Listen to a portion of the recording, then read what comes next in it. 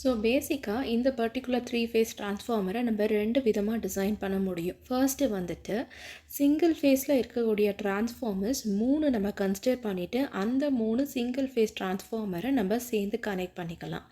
இல்லை அப்படின்னா ஒரே ஒரு 3-phase டிரான்ஸ்ஃபார்மர் யூனிட்டை வந்து பார்த்திங்கன்னா நம்மளால் டிசைன் பண்ணிக்கலாம். ஸோ இந்த மாதிரி 2 விதமாக நம்ம வந்து பண்ணலாம். ஸோ கன்ஸ்ட்ரக்ஷன் ஆஃப் 3-phase டிரான்ஸ்ஃபார்மரில் பார்த்தீங்கன்னா நமக்கு 2 டைப் இருக்குது. கோர் டைப் ஒன்று, ஷெல் டைப் ஒன்று. கோர் டைப்பில் நமக்கு 3 லிம்ஸ் இருக்கும். ஸோ லிம்ஸ் அப்படிங்கிறது வந்துட்டு எப்படி பில்லர் மாதிரி இருக்கும் அப்படிங்கிறத நம்ம டிரான்ஸ்ஃபார்மர் இன்ட்ரொடக்ஷனில் வந்து பார்த்துருப்போம். ஒவ்வொரு லிம்பில் வந்து பார்த்திங்கன்னா ஒரு ஃபேஸ் வைண்டிங் வந்து இருக்கும். அண்ட் இதில் இருக்கக்கூடிய ஃப்ளக்ஸ் எடுத்துக்கிட்டோம் அப்படின்னா ஒவ்வொரு ஃபேஸுக்கும் it is displaced by 120 degree. So 120 degree அப்பார்ட்டில் இந்த 3 ஃப்ளக்ஸ் இருக்கிற மாதிரி வந்துட்டு கோர் டைப் நமக்கு கன்ஸ்ட்ரக்ட் ஆகிருக்கும். அதுவே ஷெல் டைப்பில் நம்ம எடுத்துக்கிட்டோம் அப்படின்னா இதில் மொத்தம் 5 லிம்ஸ் வந்து நமக்கு இருக்கும்.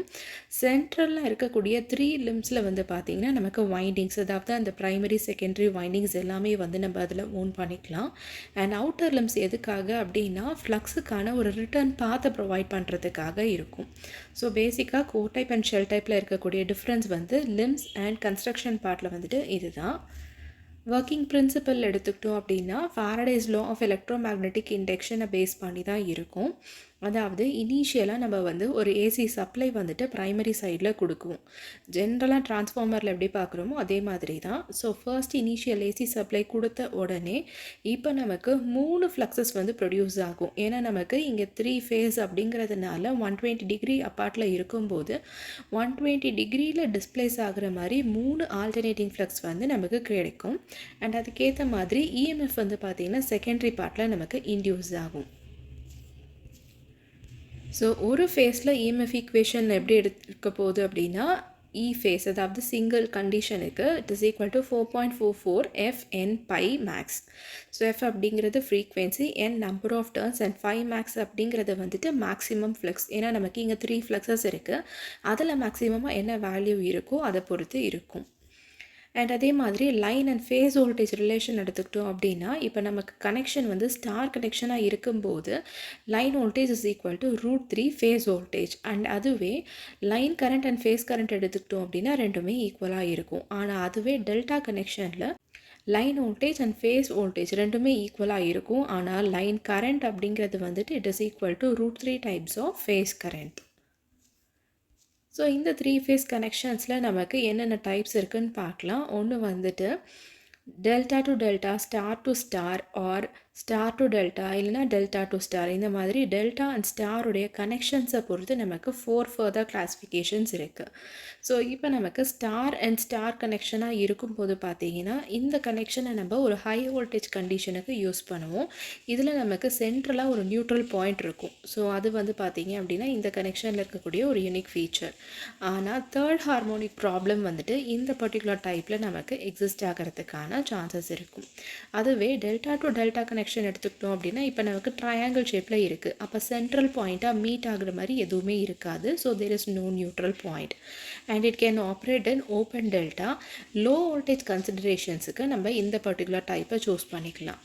இப்போது ஸ்டார் டு டெல்டா கனெக்ஷன் எடுத்துக்கிட்டோம் அப்படின்னா it is used for step down transformers.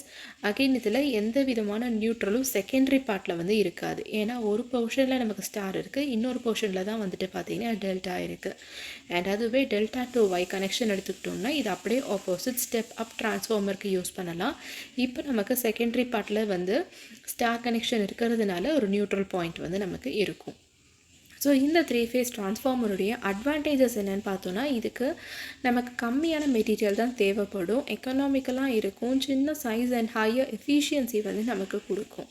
ஆனால் டிஸ்அட்வான்டேஜ் என்ன அப்படின்னா ஒரு யூனிட் ஏதாவது ஃபெயில் ஆச்சுன்னா கூட என்டையர் யூனிட்டுமே வந்து பார்த்தீங்க அப்படின்னா நமக்கு ஃபெயில் ஆயிரும். அண்ட் மெயின்டெனன்ஸ் வந்து இங்கே வந்து டிஃபிகல்ட்டாக இருக்கும். ஸோ ஒரு 3 சிங்கிள் ஃபேஸையும் ஒரு 3-phase டிரான்ஸ்ஃபார்மையும் கம்பேர் பண்ணோம் அப்படின்னா ஸோ 3 சிங்கிள் ஃபேஸ் அப்படிங்கும்போது இது ரொம்ப ரிலையபிளாக இருக்கும் அண்ட் ஈஸியாக இதை வந்து ரீப்ளேஸ் பண்ணிக்கலாம். ஏன்னா இது 3 தனித்தனியாக சிங்கிள் ஃபேஸாக நம்ம வந்து எடுத்திருக்கோம், ஆனால் காஸ்ட்லியாக இருக்கும். அதுவே ஒரு சிங்கிள் 3 ஃபேஸாக எடுத்துக்கிட்டோம்னா எக்கனாமிக்கலாக இருக்கும், காம்பேக்டாக இருக்கும் அண்ட் இதை நம்ம வந்து பவர் சிஸ்டம்ஸில் வந்து நிறைய யூஸ் பண்ணுவோம்.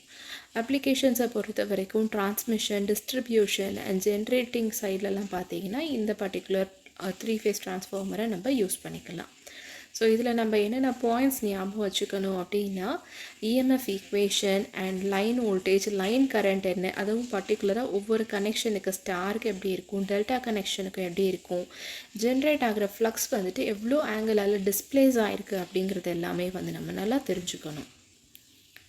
நெக்ஸ்ட்டு ஆட்டோ டிரான்ஸ்ஃபார்மர் பற்றி பார்க்கலாம். ஆட்டோ டிரான்ஸ்ஃபார்மர் அப்படிங்கிறதுல நார்மலாக இருக்கக்கூடிய டிரான்ஸ்ஃபார்மரில் எப்படி இருக்குமோ அதே மாதிரி தான். ஆனால் இதில் ஒரு சிங்கிள் வைண்டிங் வந்து நமக்கு ப்ரைமரி அண்ட் செகண்டரி ரெண்டுமாகவே இருக்கும். யூஸ்வலாக நமக்கு டிரான்ஸ்ஃபார்மரில் எப்படி இருக்கும், ப்ரைமரியில் தனியாக ஒரு வைண்டிங் இருக்கும், செகண்டரியில் தனியாக ஒரு வைண்டிங் இருக்கும். ஆனால் இங்கே வந்துட்டு அந்த ப்ரைமரி அண்ட் செகண்டரி ரெண்டுமே சேர்த்து ஒரே வைண்டிங்காக இருக்கும். இதில் போர்ஷன் ஆஃப் வைண்டிங் வந்து நமக்கு ரெண்டுமே காமனாக இருக்கும். ஸோ ஒரு 2 வைண்டிங் டிரான்ஸ்ஃபார்மருக்கு பதிலாக இதில் எடுத்துக்கிட்டோம் அப்படின்னா நமக்கு தனித்தனியாக எலக்ட்ரிக்கல் ஐசோலேஷன் எதுவுமே இருக்காது ப்ரைமரி அண்ட் செகண்டரி பார்ட்டுக்கு நடுவில். ஸோ இப்போ டயக்ராமில் பார்த்தீங்க அப்படின்னா நமக்கு அந்த கோரில் ஒரே ரோல் ஆஃப் வைண்டிங் தான் இருக்குது. ஸோ அந்த ஒரு ரோல் வந்து it represents both the primary and the secondary part. இந்த மாதிரி தான் ஆட்டோ டிரான்ஸ்ஃபார்மருடைய கன்ஸ்ட்ரக்ஷன் இருக்கும். ஸோ கன்ஸ்ட்ரக்ஷனில் நம்ம இப்போ பார்த்த மாதிரி ஒரு சிங்கிள் கண்டினியூஸ் வைண்டிங் இருக்கும். அண்ட் அதுக்கேற்ற மாதிரி டேப்பிங் வந்து அதாவது எந்த பர்டிகுலர் பாயிண்டில் இருந்து இப்போ ஃபார் எக்ஸாம்பிள் ஒரு ஸ்ட்ரெயிட் லைன் ஆஃப் பைப் இருக்குது அப்படின்னா எந்த இடத்துல நமக்கு அவுட்லெட் வேணுமோ அந்த பைப்லேருந்து நம்ம ஒரு கனெக்ஷனை வந்து எடுத்துக்கலாம். அந்த மாதிரி இதில் நம்ம டேப் பண்ணி நமக்கு தேவையான ரெக்வயர்ட் வோல்டேஜை வந்து நம்மளால் எடுத்துக்க முடியும். And it is common to both the sides. So total turns N1 அப்படிங்கும் போது செகண்டரி டர்ன்ஸ் வந்து N2வாக இருக்கும் அண்ட் காமன் போர்ஷன் வந்து N2வாக இருக்கும். ஸோ சீரீஸில் இருக்கக்கூடிய போர்ஷன் வந்துட்டு it is the remaining value. So N1 minus N2.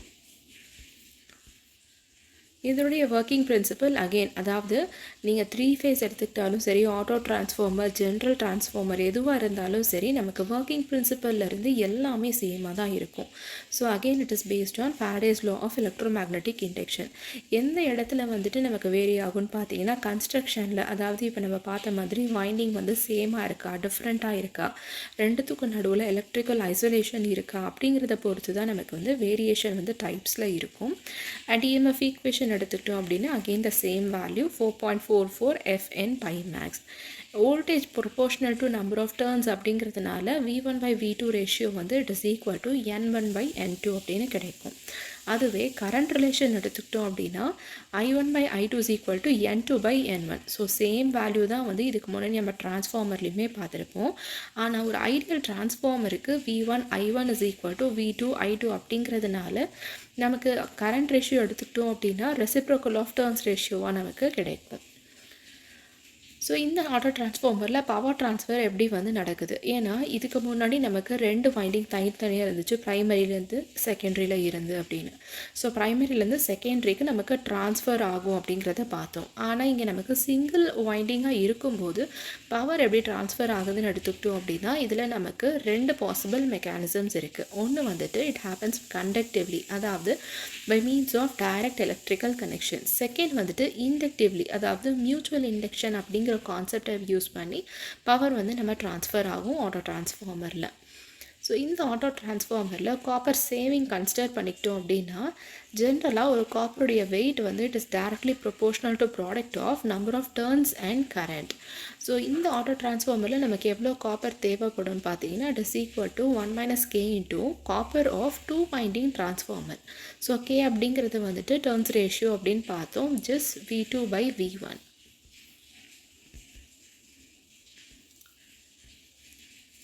So copper saving எடுத்துக்கிட்டோம் அப்படின்னா it is equal to K into 100%. So transformation ratio நமக்கு அப்ராக்சிமேட்லி க்ளோஸ் டு 1 இருக்கும்போது லார்ஜ் காப்பர் சேவிங் வந்து நமக்கு இங்கே வந்து ஹேப்பன் ஆகும். Next KVA rating of auto transformer. Auto டிரான்ஸ்ஃபார்மருக்கு இருக்கக்கூடிய KVA value it is equal to KVA of 2 winding transformer divided by 1 - K. So ஒரு ஆட்டோ டிரான்ஸ்ஃபார்மரில் it has higher KVA rating, ஆனால் அதே சைஸ்க்கு பார்த்தீங்கன்னா நமக்கு ரேட்டிங் இந்த மாதிரி ஜாஸ்தியாக கிடச்சிருக்கும். அட்வான்டேஜஸை பொறுத்த வரைக்கும் 2 வைண்டிங் இல்லாமல் தனித்தனியாக இல்லாமல் ஒரே வைண்டிங்காக இருக்கிறதுனால நமக்கு இங்கே லெஸ் காப்பர் தான் தேவைப்படும். சைஸும் ஸ்மாலாக இருக்கும், ஆனால் எஃபிஷியன்சி அதிகமாக இருக்கும். And it also has better voltage regulation and higher kVA rating. இந்த 2 பாயிண்ட்ஸ் ரொம்ப ரொம்ப இம்பார்ட்டண்ட். ஆனால் டிஸ்அட்வான்டேஜ் என்ன அப்படின்னா 2 வைண்டிங்கும் சேமாக இருக்கிறதுனால அது ரெண்டுத்துக்கும் நடுவில் எந்த விதமான ஒரு எலக்ட்ரிக்கல் ஐசோலேஷனுமே இல்லை. அது ஒரு disadvantage. And high voltage safety அப்ளிகேஷன்ஸ்க்கு பார்த்தீங்கன்னா இந்த பர்டிகுலர் ஆட்டோ டிரான்ஸ்ஃபார்மர் நம்மளால் யூஸ் பண்ண முடியாது.